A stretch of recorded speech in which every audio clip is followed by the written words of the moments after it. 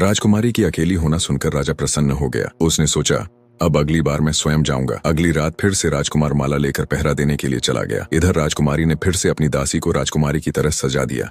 जैसे ही राजा वहां पहुंचा, उसने देखा कि राजकुमारी कमरे में अकेली बैठी है। राजा को विश्वास हो गया कि यह असली राजकुमारी है। उसने कुछ देर बातें की और रात भर वहीं रुक गया। सुबह होते ही वह गर्व से महल में वापस लौटा और सीधे राजकुमार के पास गया। लेकिन जैसे ही उसने राजकुमार के हाथ में पुष्पमाला को देखा, वह दंग रह गया। माला अब भी ताजा थी। राजा हैरान था। उसने सोचा, यह कैसे संभव है? मैं तो स्वयं उसके साथ रात भर रहा, फिर भी माला मुरझाई नहीं। अवश्य ही राजकुमारी ने कोई जाल रचा है। राजा का चेहरा गुस्से से लाल हो गया। उसने मंत्री से कहा, हमें इस बार कुछ और उपाय करना होगा। यह साधारण युवक मेरा रास्ता नहीं रोक सकता। उधर राजकुमार पहरे से लौटकर अपनी पत्नी के पास आया। राजकुमारी ने उसे सब कुछ बता दिया। राजकुमार हंसते हुए बोला, तुम्हारी चतुराई ने एक बार फिर हमें बचा लिया, लेकिन राजा अब और भी खतरनाक चाल चल सकता है। राजकुमारी ने गंभीर होकर कहा, मैं तैयार हूँ। हम दोनों मिलकर राजा और मंत्री की हर साजिश का सामना करेंगे। राजा अब अपनी अगली योजना बनाने में जुट गया था, लेकिन राजकुमारी और राजकुमार की चतुराई उसकी हर चाल पर भारी पड़ रही थी। राजा ने अब सोचा कि क्या किया जाए, तो उसने एक बहुत बड़ा उपाय सोचा। उसने राजकुमार गोपाल को पास बुलाया और बोला,